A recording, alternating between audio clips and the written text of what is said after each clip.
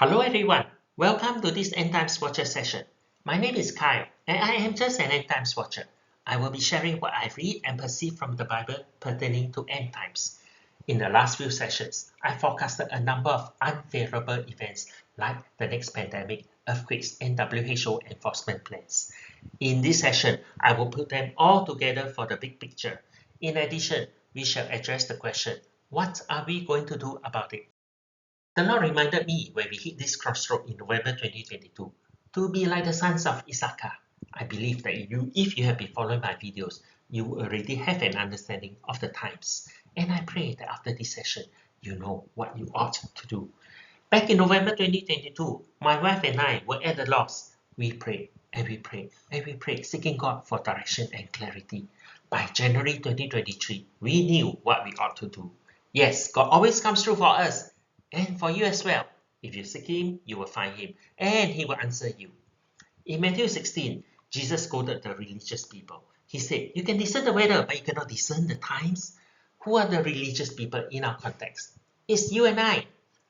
We believe in God, but are we discerning the signs of the times? In the next few minutes, I will be laying it down in as clear as I can through a recorded media. Let's recap the timeline of the first 5 seals. Very often when you see it visually like this, you think that after the white horse had come, it will gallop away into the horizon before the red horse arrives, and the 4 horses come and go away before the 5th seal is unsealed. The truth of the matter is that the horses are here to stay and cause trouble for us all the way till Jesus returns. So if you see wars and threats of worsening wars, that is not because that the red horse had just arrived. It had been here on earth for many years already. Let's look at Matthew 24 again. When the disciples asked for the sign of his return, he said, "For many will come in my name, saying, I am the Christ, and will deceive many." This deception will continue until the beast, the ultimate Antichrist, calls himself the Messiah. And you will hear of wars and rumors of wars. Recently, the wars seem to have intensified again, signs of the times. You notice a long stretch between the red horse and the black horse. That's because Jesus said, "See that you are not troubled, for all these things must come to pass, but the end is not yet." Let me emphasize what it means. The end is not yet. During the rise of counterfeit Christian faith and great wars, the runway was still long. We can cruise along for another generation or two. But as the wars among the nations intensified, the next 3 calamities were set in quick succession. And there will be famines, pestilences, and earthquakes. Suddenly, the runway has become very short. The plane is about to take off. Jesus calls this the beginning of sorrows. And if there's a beginning of sorrows, there must be a climax of sorrows, the Great Tribulation. Before I continue, let me make my stand clear. I am a post-trib, pre-wrath watchman for God. Rapture happens after tribulation, post-trib, and before God's wrath, pre-wrath. You can find my reasoning with supporting Bible verses in previous sessions. I will not repeat them here. But allow me to repeat one important point that many people, including pastors, fail to recognize. Tribulation is from the devil. God allows this for the refining of our faith. And when the fullness of the martyrs is reached, He will then take us all up to the sky. And then God will judge those on earth. His wrath has come. And we are all vindicated and we rejoice. God is just. We can be assured of that. We are now here. The black horse has been released. Inflation is not isolated to just a few countries. Food shortages have been felt in many countries during the COVID. Unfortunately, it will get worse until most places experience a shortage of grain-type food. And the next pandemic, an earthquake hitting big cities, not forgetting the third temple in Jerusalem. When will this happen? I've given my forecast in previous session, mid-2026 to 27 for the unsealing of the pale horse, and September 2024, which is now, to September next year for the third temple. This forecast is based on the coming of age of the 5 red heifers. In this particular case, I think many of us, including me, could be wrong.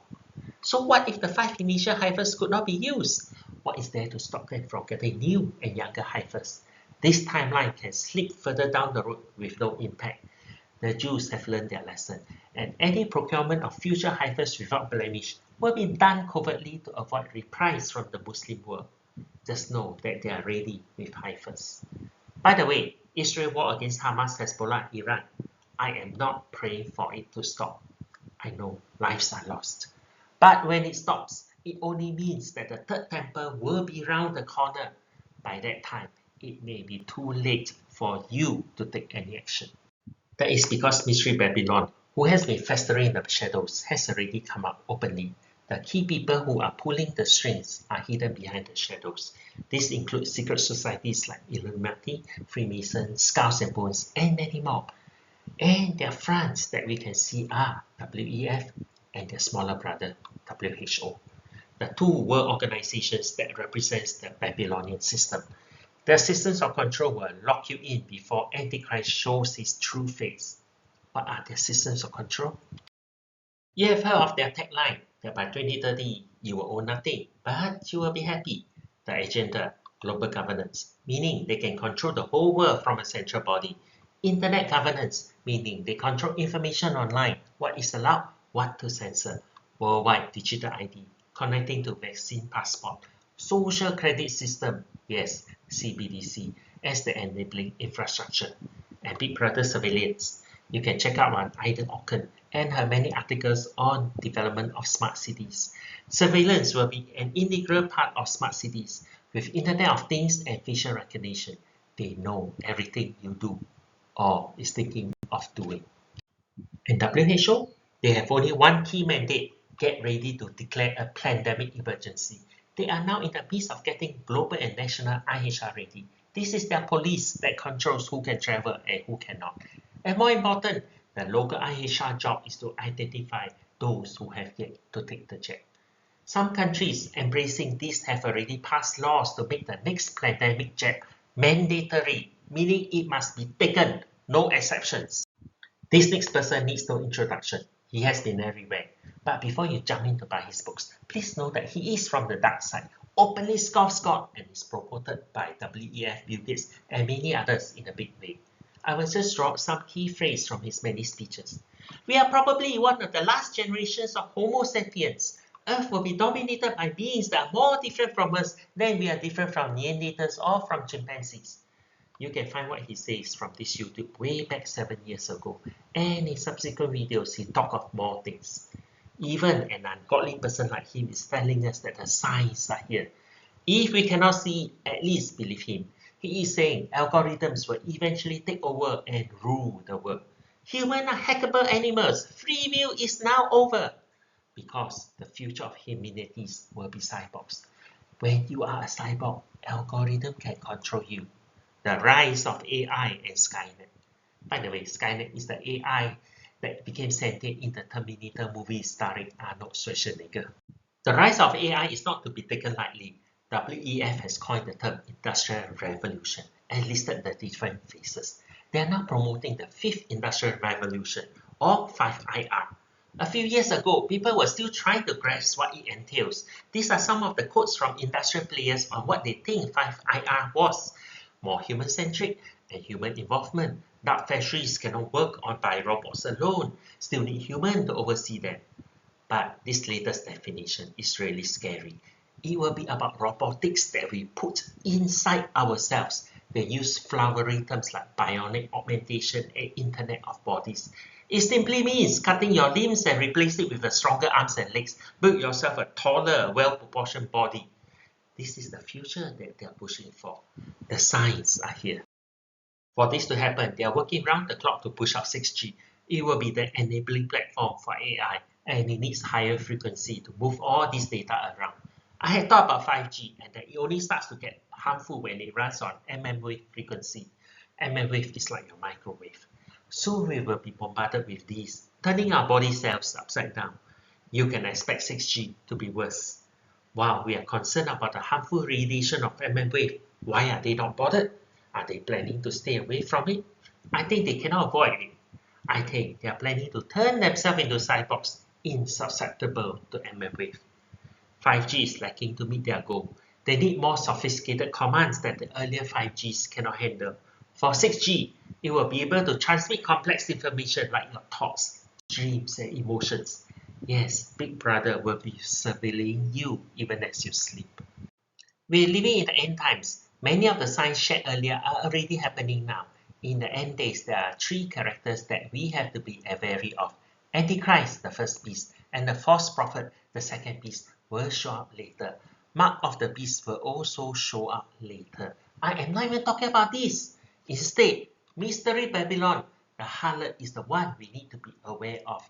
It is spreading its tentacles to control across the developed world. This is what woke me up in 2022, and I realized that action needs to be taken immediately. The runway has become extremely short.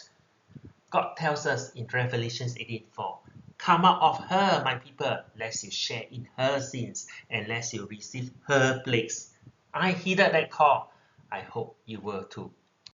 At this point, I want to encourage you that in the end, God wins. Jesus tells us that while we will go through tribulation, He has already overcome the world.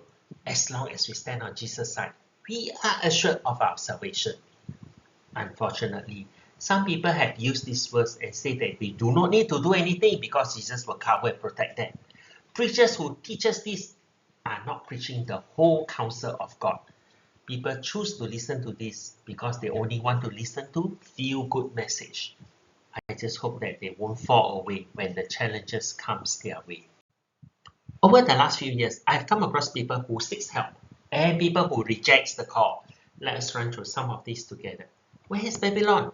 The Bible depicts Babylon as the harlot. It is an organic system, a secret organization with tentacles in many places.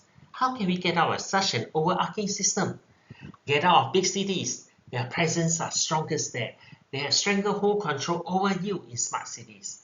Since they're everywhere, nowhere on earth is safe.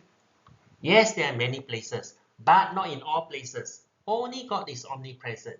Yes, if they want to, they can find you, but they will not bother to waste their resources in remote places, especially if you are not a threat. Where can I go? Pray and ask God. There are still many places not under the beast system influence. I am not moving. I'm not afraid to die. Are you staying put because God told you so? Or is it because it is inconvenient for you? Or unwilling to get out of your comfort zone? Did you ask God what is His will for you? Let me say this. Dying is easy. Going through torture and suffering is not. They will do that to break your willpower. Will you be sure that your faith will be strong enough and not fail in the most critical moment? I'm not afraid to take the jab. God can heal me again. If we are ignorant, yes, God can divinely heal us. But if you already know that it is poison and still take it, are you not testing God? And the final one, I think I still have time.